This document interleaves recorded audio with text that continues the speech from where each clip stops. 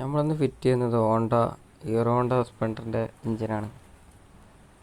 അപ്പോൾ അത് ഫിറ്റ് ചെയ്യുമ്പോഴാണ് ഞാൻ ഒരു കാര്യം ആലോചിച്ചത്. ഒരു ചെറിയൊരു ടിപ്പല്ല, ഇൻഫർമേഷനാണ്. ഈ ക്രാങ്കിൻ്റെ റൈറ്റ് സൈഡിലൂടെ പോകുന്ന ഓയിൽ, അതായത് ക്രാങ്ക് റോട്ടറിൽ കൂടെ പോകുന്ന ഓയിൽ എങ്ങനെ കൺട്രോളിൽ എത്തുക എന്നുള്ളത് നിങ്ങൾക്ക് ജസ്റ്റ് കാണിച്ചു തരാൻ വേണ്ടിയിട്ടാണ് ഓയിൽ പമ്പിങ്. അപ്പോൾ നോക്കാം. ഞാൻ ഒരു കൈ കൊണ്ട് തന്നെ വീഡിയോ എടുക്കുന്നതുകൊണ്ട് പിടിക്കാൻ കുറച്ച് ബുദ്ധിമുട്ടുണ്ട്, അതാണ് ഇങ്ങനെ. പിന്നെ ഫോണാണെങ്കിൽ കുറച്ച് ക്യാമറ ഉണ്ട്, ഇപ്പോഴത്തെ റെഡിയാക്കുന്നതായിരിക്കും. അപ്പം നിങ്ങൾക്ക് കാണാം, റോട്ടർ വരുന്ന സൈഡിൽ കൂടെ ഓയിൽ തിരിഞ്ഞിട്ട് പമ്പ് ചെയ്ത് കയറും. അത് തിരിയുന്നതുകൊണ്ട് തന്നെ അതിൽ വരുന്ന കച്ചറൊക്കെ റോട്ടറിൻ്റെ സൈഡിലായിട്ട് പറ്റി പിടിക്കും, സെൻറ്ററിൽ കൂടെ ഓയിൽ പോകും.